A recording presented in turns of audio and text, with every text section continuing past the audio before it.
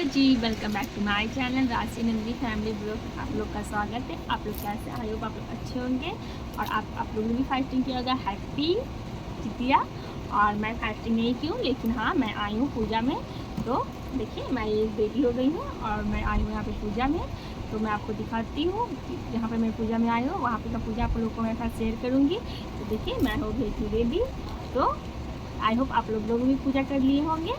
तो मैं आपको दिखाऊंगी पूजा। मैं नहीं की हूँ फास्टिंग, क्योंकि हम लोग में नहीं होता है फास्टिंग। बेटी में बेटा होता है तो मेरी एक बेटी है, इसलिए मैंने फास्टिंग नहीं किया है। मेरे गांव पे जो दादी रहती है वो मना की है, इसलिए तो मैंने सिर्फ नहाई खाए और पारण करूँगी।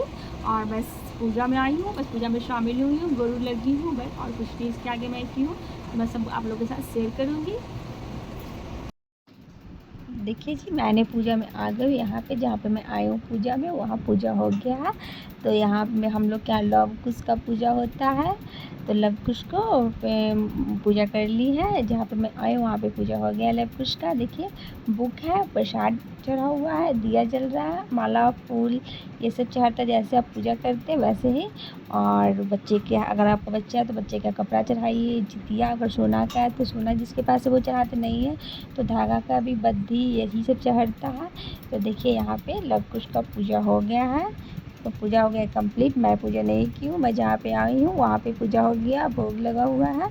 और यहाँ पे देखिए पूजा कंप्लीट हो गई। पूजा कंप्लीट होने के बाद अब यहाँ पे बुक पढ़ा जाएगा। बुक पढ़ने के बाद फिर आरती होगा। तो यहाँ पे बुक रखा हुआ है और यहाँ पे पूजा मेरे हो गए हैं संपूर्ण। तो देखिए आप लोग कैसे करते हैं पूजा, आप लोग बताइएगा। हम लोग के यहाँ पूजा ऐसे होता है। उसके बाद अब बुक पढ़ा जाएगा। बुक पढ़ने से पहले यहाँ पे लगाया जा रहा है सिंदूर। सभी एक दूसरे को सिंदूर लगाते हैं। देखिए यहाँ पे मुझे लगा रहे हैं सिंदूर। जहाँ पे मैं पूजा में आई हूँ वहाँ पे मुझे लग रहा है सिंदूर। इसके बाद फिर बुक पढ़ा जाएगा। सिंदूर मेरे लग गए हैं, तो इसके बाद पढ़ा जाएगा बुक। तो देखिए इसके बाद मैं खुद पढ़ने वाली हूँ बुक, क्योंकि इसमें पंडित जी नहीं आते हैं। जो घर में खुद पूजा करते वो पढ़ते हैं, तो जिससे भी मन हो वो पढ़ सकते हैं। तो मैंने फास्टिंग नहीं किया था, लेकिन फिर भी मैंने बुक पढ़ा था। तो यहाँ पे मैं पढ़ूँगी अब बुक। ऐसा कहकर राजा उस स्थान पर गया जहाँ गरुड़ आकर प्रतिदिन मांस खाया करता था। उस समय गरुड़ भी उस पर टूट पड़ा और राजा के शरीर का मांस खाने लगा। जब अतिशय तेजस्वी गरुड़ ने राजा का बाया अंग खा लिया तो झटपट राजा ने अपना दाहिना अंग फेर कर गरुड़ के सामने रख दिया। यह देखकर गरुड़ जी ने कहा, देव योनियों में से तुम कौन हो? तुम मनुष्य तो नहीं जान पड़ते हो। अच्छा अपना जन्म और कुल बताओ। पीड़ा से व्याकुल मरने वाले राजा ने कहा, हे पक्षीराज, इस तरह के प्रश्न करना व्यर्थ है। तुम अपनी इच्छा भर मेरा मांस खाओ। यह सुनकर गरुड़ रुक गए और बड़े आदर से राजा के जन्म और कुल की बात पूछने लगे। राजा ने कहा, मेरी माता का नाम है सभ्या और मेरे पिता का नाम है सलीना वाहन है। सूर्यवंश में मेरा जन्म हुआ है और जिमुत्र वाहन मेरा नाम है। राजा की दयालुता देखकर गरुड़ ने कहा, हे महाभाग, तुम्हारे मन में जो अभिलाषा है वह मांगो। राजा ने कहा, हे पक्षीराज, यदि आप मुझे वर दे रहे हैं तो वर दीजिए कि अपने जब तक जी ने प्राणियों को खाया है वे सब जीवित हो जाए। हे स्वामी, अब से आप यह बालकों को न खाएं और कोई ऐसा उपाय करे कि जहाँ जो उत्पन्न हो वो लोग वही दिनों तक जीवित रहे।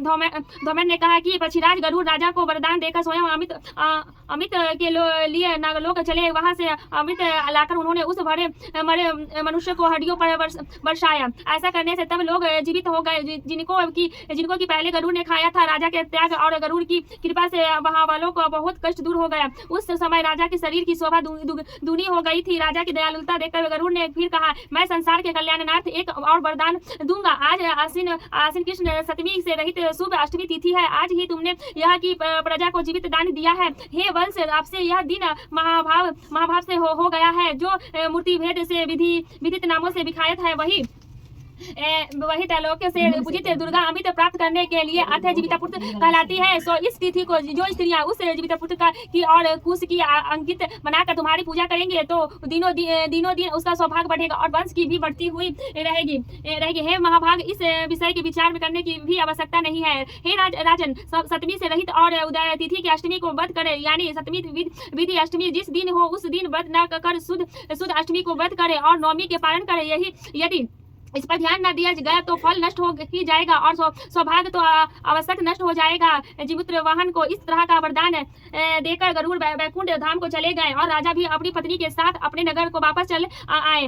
धर्मेंद्र द्रौपदी से कहा, हे देवी, मैंने यह अतिशय दुर्लभ व्रत तुमको बताया है। इस व्रत को करने से बच्चे दीर्घायु होते हैं। हे देवी, तुम भी पूर्वोक्त विधि से यह व्रत और दुर्गा जी का पूजन करो तो तुम्हें अभिलाषा फल प्राप्त होगा। मुनिराज धर्मेंद्र की बात सुनकर द्रौपदी के हृदय में एक प्रकार का कुतूहल उत्पन्न हुआ और पूर्ववासिनीय स्त्रियों को बुलाकर उनके साथ यह उत्तम व्रत किया। गौतम ने कहा, यह व्रत और इसके प्रभाव को किसी एक चीनी ने सुन लिया और अपनी सखी सियानी को बताया। इसके बाद पीपल बीच के शाखा पर बैठकर इस चीन ने अपने उस बीच के खोते में बैठकर सियानी ने भी व्रत किया। फिर वही चीन किसी उत्तम ब्राह्मण के मुंह से यह कथा सुन आई और पीपल के खातों में बैठी हुई अपनी सखी को सुनाया। सियानी ने आधी कथा सुनी थी कि वह उसे भूख लग गई और वह उसी समय सब से भरे हुए शमशान में पहुंची। वहां उनके इच्छा भर मांस का भोजन किया और चीनी बिना कुछ खाए पिए रह गई और सवेरा हो गया। सवेरे वह गौशाला में गई और वहां गौ का दूध पिया। इस तरह नवमी को उसने पालन किया। कुछ दिनों बाद वे दोनों मर गए और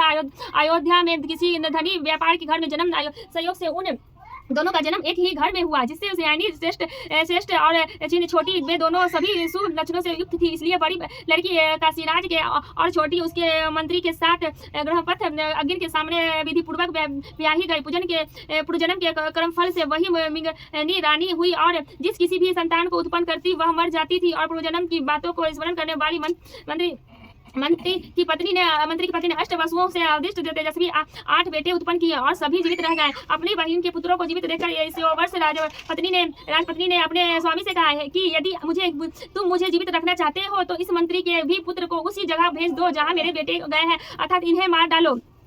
यह सुनकर राजा ने उस मंत्री को पुत्रों को मारने के लिए कई प्रकार के उद्योग किए, पर मंत्री पत्नी ने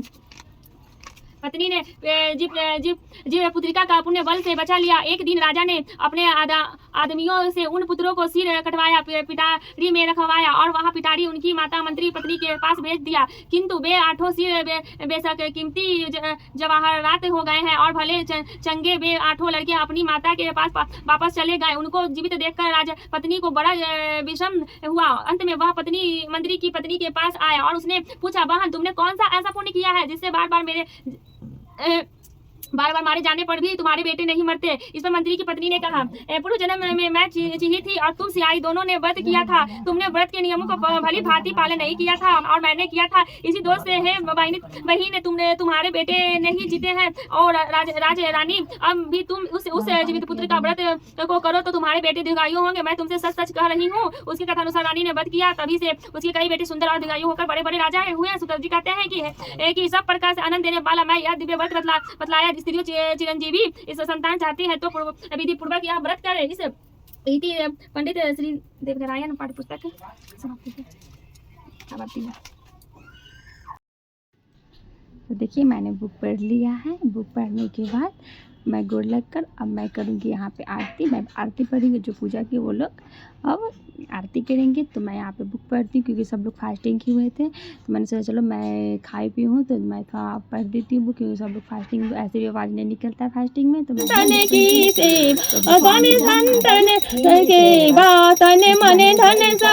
है तेरा, मने धन है तेरा तुझको अरे क्या लागे मेरा। ओम जय जगदीश हरे, ओम प्रभु जय जगदीश हरे, भक्त जय जगदीश हरे। भक्त जनों के संकट क्षण में दूर करे। ओम जय जगदीश हरे। स्वामी धर्म संसारी शरण निवारण सदा वसंतम निदे विंदे भवन भवानी तमेव माता। तो देखिए, बुक आरती हो गया ख़त्म। पहले मैंने बुक पढ़ा, फिर मैंने आरती पढ़ा, यहाँ पे हो गई ख़त्म। तो मैं फिर लग रही हूँ गोड़ लगने के बाद फिर यहाँ पे खिचड़ा होगा और उसके बाद गोड़ लगने के बाद पूजा हो गया यहाँ पे संपन्न।